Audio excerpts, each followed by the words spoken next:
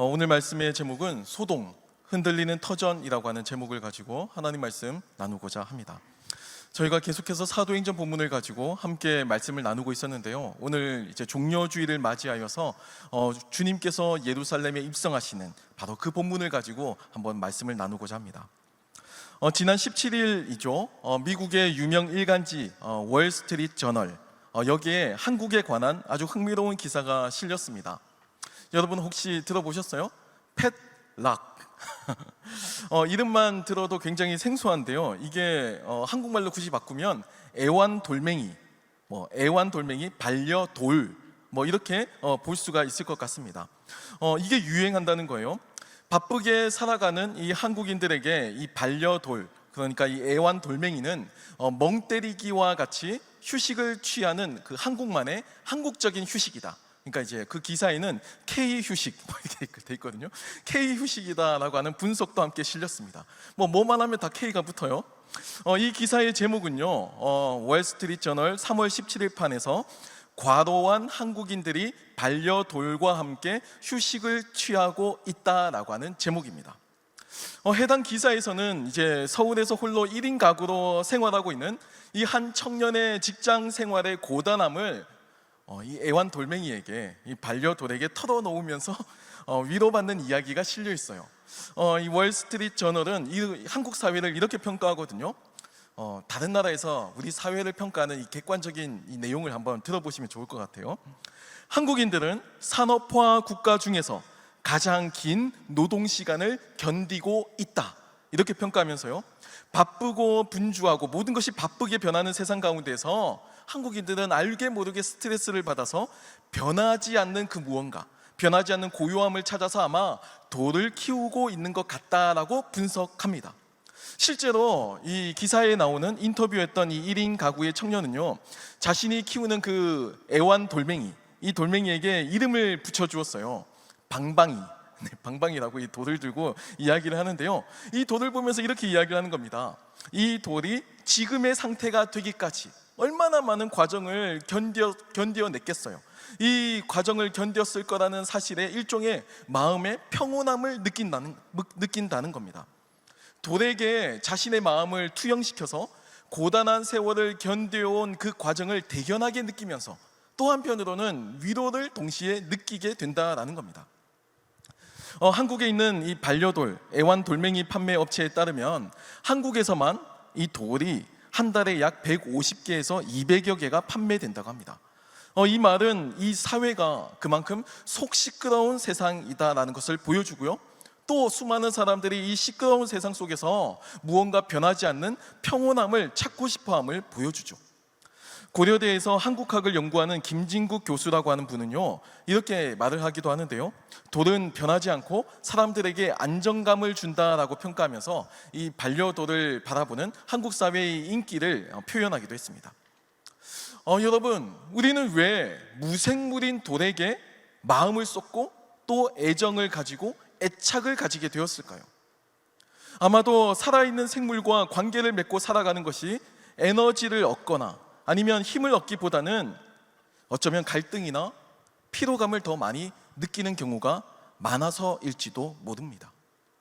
때로는 누군가의 이야기를 들어주기보다 나의 이야기를 더 하고 싶어서, 그것이 너무 갈급해서 무생물에게 늘 한결같은 모습으로 있잖아요. 이 방방이는, 돌은 늘 한결같아요. 이 돌에게 내 마음을 털어놓고 정서적으로 의지하며 살아가고 있는지도 모릅니다. 복잡하고 불안한 이 세상에서 어떻게든 변하지 않고 묵묵히 그 자리를 지키는 돌을 보면서 자신을 투영시켜서 안정감을 느끼고 있을지도 몰라요. 왜냐하면 인간은 안정감이 없으면 불안해하기 때문입니다. 무언가 내가 의지할 것, 내가 서 있는 이 기초가 탄탄하다고 느껴지지 않으면 인간은 불안해서 삶을 살아갈 수 없다는 겁니다. 오늘 본문 말씀은 예수님께서 예루살렘에 입성하시는 장면이 나타나 있습니다. 하지만 주님의 예루살렘 입성은요, 안정감을 주기보다는 우리의 삶을 뒤흔들 거라는 복선을 깔고 있어요.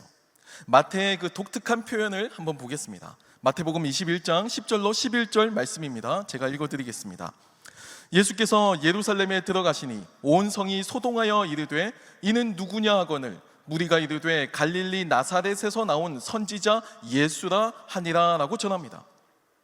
여러분, 오늘은 예수님께서 예루살렘에 입성하시는 주일, 종려주일로 교회력으로 지키고 있습니다. 십자가를 지시게 되는 이 주님의 생애 마지막 일주일이 시작되는 그 순간이고요, 또 구약의 예언을 성취하시기 위해서 스스로 예루살렘에 입성하시는 장면이기 때문에 사복음서, 마태, 마가, 누가, 요한복음에 모두 기록되어 있기도 합니다. 그만큼 오늘 이 예루살렘 입성하시는 이 예수님의 이 내용은 중요하다라는 겁니다. 어쩔 수 없이 붙잡혀서 십자가를 지시는 것이 아니고 배신자 유다에 의해서 내부 분열로 인해서 그 사역이 꺾이게 된 것도 아니고 메시아의 사역을 완성하시기 위해서 묵묵히 그 길을 걸어가시는 장면을 마태와 마가와 누가와 요한은 모두가 다 한결같이 묘사하고 있다라는 겁니다.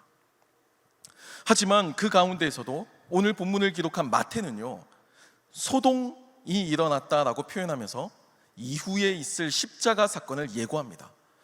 이 단어는 흔들리다라는 의미의 단어, 이 에세이스테를 옮긴 것인데요, 특히 지진이 났다 또는 동요하다라고 하는 의미를 가지고 있습니다. 더 재밌는 건 이 마태는 예수님께서 이 땅에 침투하시는 사건, 그러니까 인류의 이 역사 가운데 하나님께서 개입하시는 사건, 갑자기 수직적으로 하나님께서 이 땅에 쫙 하고 개입하시는 그 사건을 설명할 때, 또 예수님의 생애 가운데 굵직굵직한 변화가 일어나는 그 변곡점에 한국어 성경에 소동으로 번역되는 단어를 즐겨 사용한다라는 겁니다. 예를 들면요, 아기 예수님께서 태어나셨을 때의 상황을 묘사하는 그 마태의 기록을 보면 마태복음 2장 3절에 헤롯 왕과 온 예루살렘이 듣고 소동한지라라고 표현하고 있습니다. 여기서의 이 소동은요, 에타라크데라고 하는 단어인데요, 이 에세이스데라고 하는 단어와는 다르긴 하지만 의미는 굉장히 비슷해요. 혼란하게 되다, 동요하게 되다라는 의미를 가지고 있죠.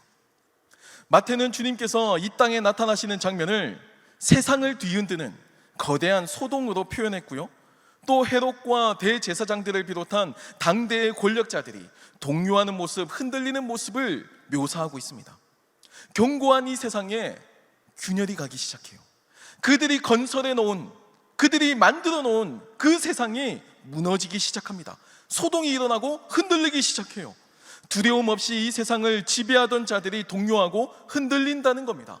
그리고 마태는 오늘 주님께서 예루살렘에 입성하시는 장면에서도 동일하게 그 성이 동요하고 있고 또 흔들리고 있음을 묘사하고 있습니다. 사실 오늘 본문에 나오는 이 소동을 뜻하는 단어인 이 에세이스테라고 하는 단어는요, 앞서의 예수님의 탄생을 묘사하는 단어인 이 에타라크데라고 하는 단어에 비해서 훨씬 더 강도가 큰 상황을 표현합니다. 그러니까 단순하게 흔들리는 것을 설명하는 단어가 아니고요, 오늘 본문에 쓰인 이 단어는 지진을 묘사할 때 쓰이는 아주 강한 단어입니다.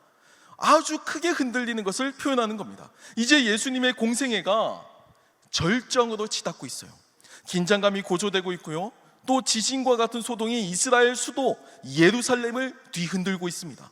마태가 기록하는 예수님의 이 예루살렘 입성은 천지가 뒤흔들릴 정도의 많은 사람들을 뒤흔드는 강력한 사건, 큰 의미가 있는 사건이라고 지금 마태가 기록하고 있는 겁니다. 사실 주님은 예루살렘에만 들어가지 않으시면요, 얼마든지 적대자들과 불편한 공존을 하실 수 있는 상황이었어요. 갈릴리 나사렛이라고 하는 동네는요, 유대 사회의 주변부였거든요. 지방에서 일어나는 반란, 다른 사사로운 일까지 중앙정부에서 굳이 거기까지 관여하진 않았습니다. 그냥 내버려 두었어요.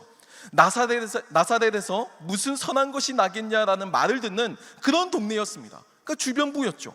그러니까 그곳에서 그냥 계시면 아무 문제가 없으셨을 수도 있어요. 당시 사회에서 터부시되는 동네를 기반으로 해서 다시 세를 확장해서 나중에 훗날을 도모할 수도 있고요, 여전히 불편하긴 하지만 민심을 얻었기 때문에 사내들인 공회나 사두개파나 제사장들이 함부로 할 수 없는 정치적인 입지도 아마 있으셨을 겁니다. 하지만 주님께서는 굳이 그 상황을 벗어나서 소동을 일으키면서까지, 소동이 일어나게 되면서까지 그들의 심장부, 그들이 가장 예민하게 생각하는 그 중심인 예루살렘에 들어가시는 겁니다. 만약에 이 예루살렘에만 들어가지 않으셨다면 예수님은 십자가에 달리지 않으셨을지도 몰라요. 하지만 주님은 하나님의 명령에 순종하셨고요, 또 그 과정에서 철저하게 구약 성경 말씀을 성취하시면서 입성하십니다. 이제 예수님을 둘러싼 긴장감은 최고조에 다다르게 됩니다. 여러분, 문학 작품을 읽으시는 분은 아마 이 마태복음의 이 서술 기사를 보면서 드디어 클라이맥스로 향하고 있는 바로 이 긴장감을 아마 느끼게 될 거예요. 먼저 주님은 예루살렘에 입성하시면서 특이하게도 나귀 새끼를 타시는데, 이 장면은 스가랴서 9장 9절에 기록되어 있는 메시아에 대한 예언의 성취이기도 합니다. 스가랴서 9장 9절을 보면요, 시온에 따라 크게 기뻐할지어다, 예루살렘에 따라 즐거이 부를지어다. 보라, 내 왕이 내게 임하시나니 그는 공의로우시며 구원을 베푸시며 겸손하여서 나귀를 타시나니 나귀의 작은 것 곧 나귀 새끼니라 라고 기록합니다. 당시에도 권세 있고 명망 있는 사람들은요, 말을 탔습니다. 그것도 혈통이 우수한 말을 타고 다녔죠. 보따리 장사꾼이나 나귀를 타고 다녔는데, 스가랴 선지자가 예언한 이 메시아는요, 예루살렘의 회복을 선언하며 나귀, 그것도 나귀 새끼를 타신다라고 기록하고 있는 겁니다. 이건 스가랴 선지자 시대에도 비상식적인 일이고요, 또 예수님 당시에도 범상치 않은 일이었습니다. 여러분, 일단 나귀 새끼는요, 왕이라고 하는 그 신분과 어울리지 않아요. 예루살렘의 회복을 위해 오는 그 왕에 대한 유대인들의 그 이미지와 그 표상은요, 화려하고 위대하고 강력한 왕, 강력한 군주와 같은 이미지였습니다. 그런 메시아가 우리를 해방시키기 위해서, 우리를 구원하기 위해서 이 땅 가운데 오는데, 거대한 그 세상의 제국인 로마 제국을 무너뜨리고 다시 오는데, 그 메시아가 혈통 좋은 우수한 말을 타고 오는 것이 아니고 나귀 새끼를 타고 온다고 하는 것, 이 묘사가 흔하지 않은 일이고 또 범상치 않은 일이었다는 겁니다. 그러니까 오늘 본문 말씀은요, 구약 성경의 예언이 이루어지는 그 현장을 포착하고 있어요. 메시아에 대한 예언이 성취되고 있는 그 현장을 기록하고 있는 겁니다.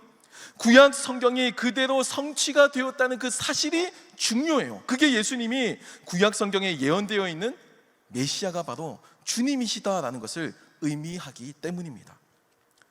여러분, 얼마나 가슴 벅찬 순간인지 모릅니다.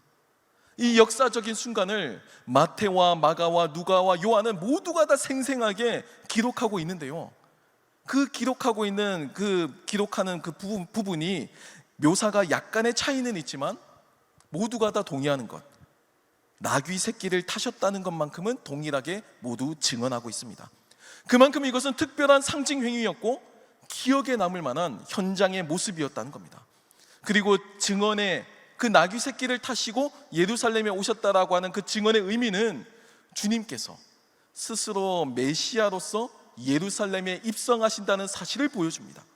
공적인 사역을 위해서, 십자가를 지시기 위해서 예루살렘에 입성하신다는 것을 예수님 스스로도 자각하고 계셨음을 보여준다는 거예요.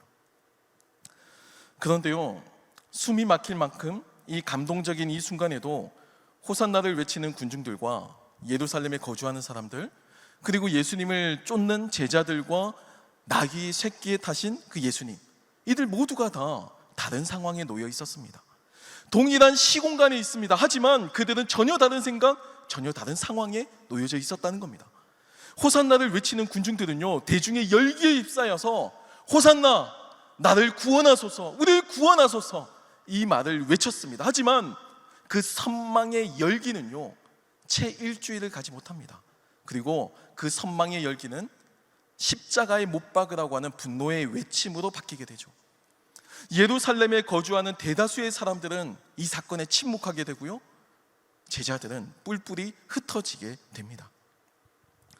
십자가를 져야 한다는 것을 제대로 알고 있는 분은 그 순간에 그 시공간 속에서 오직 나귀 새끼를 타고 계신 오직 예수님 뿐이셨습니다.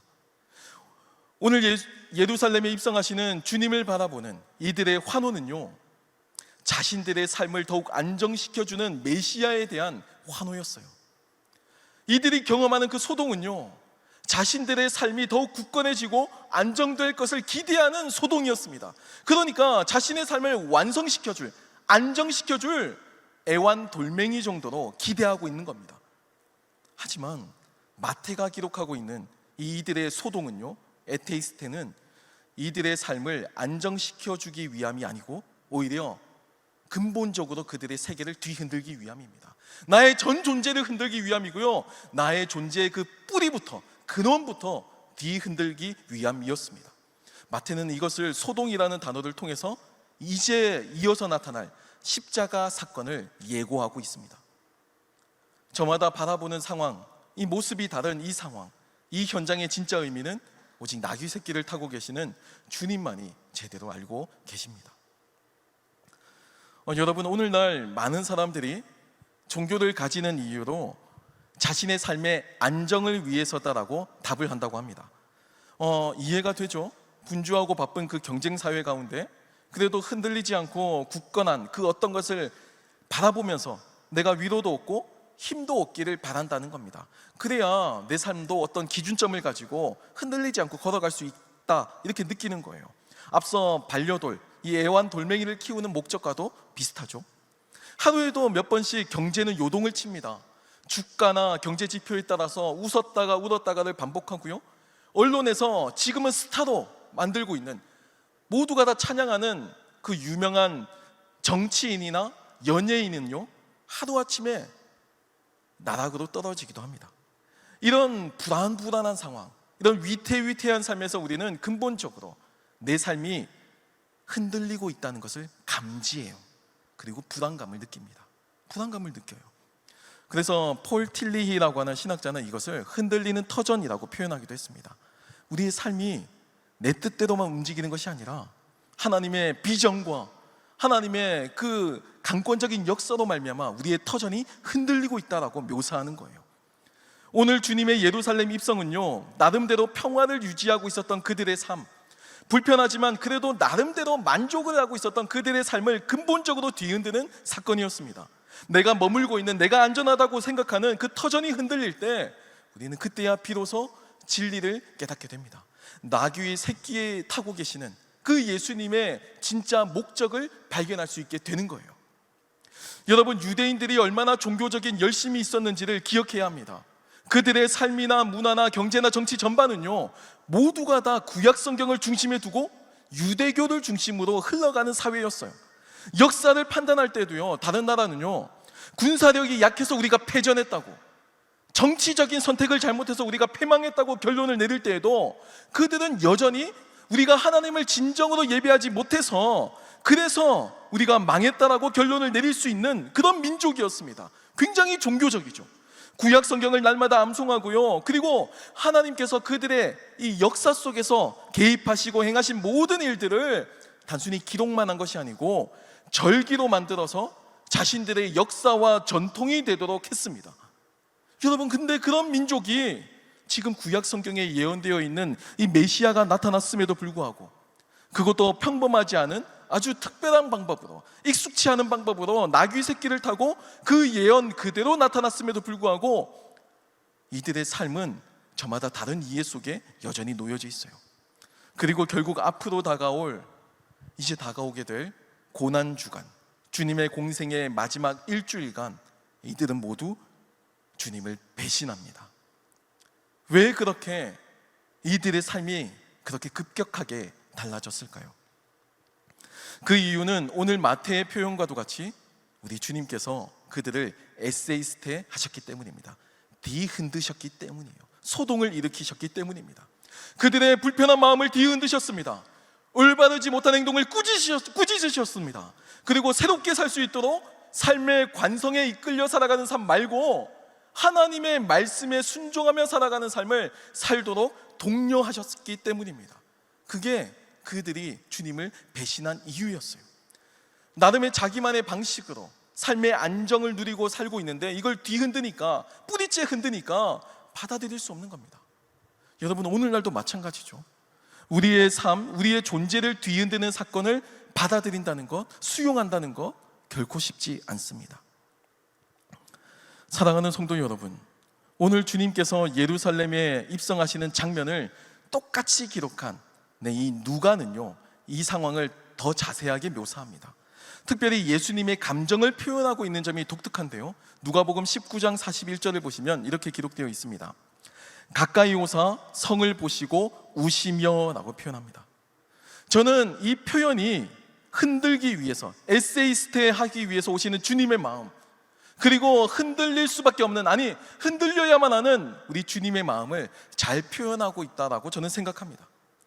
사람들의 환호와 열광 속에서 주님은 뒤이어 일어날 일을 이미 알고 계셨고요, 그 상황에서 열광적인 그 분위기에서 홀로 고통 가운데 계셨습니다. 오늘 마태의 표현과도 같이 곧 이어 일어날 소동을 아시면서 홀로 그 고통을 감내하셨죠. 주님께서 들어오셔서 에세이스테 뒤 흔들어 놓으셔야 하는데 많은 사람들은 이 흔들림을 거절한 겁니다. 여러분, 솔직히 말하면 우리가 추구하는 삶은 그 어떤 고난도 없는, 어려움도 없는 이상적인 삶을 우리는 바라고 있죠. 안정감을 느끼게 해주는 돌에게, 돌멩이에게 마음을 주고 정을 붙이며 살아가는 병리학적인 모습을 살면서도 여전히 그 어떤 외부의 소동에도 흔들리지 않는 삶을 원해서 돈에 집착하거나 권력에 목을 매거나 안정된 수입과 건강을 바라기도 합니다. 외부에서 오는 그 흔들림을 극복하기 위해서 나름대로 발부둥 치는 겁니다. 내부에서 일어나는 소동도 있어요.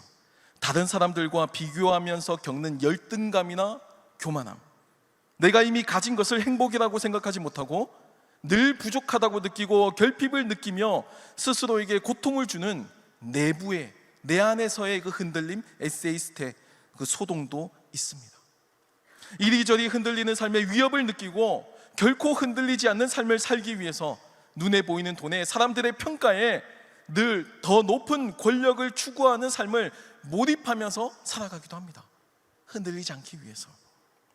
이러한 우리들에게 주님은요, 예배를 통해서 또 말씀을 통해서 찬양과 기도를 통해서 우리의 마음을 에세이스테, 뒤흔들고 계십니다. 소동을 일으키시고 지진을 일으키시는 거예요. 그렇게 살면 안 된다고, 세상에 이끌려 나가는 이 질서 속에 몸을 내맡기지 말고 하나님께서 인도하시는 그 질서에 순응하는 삶을 살아야 한다고 우리 주님께서 말씀하고 계시는 겁니다.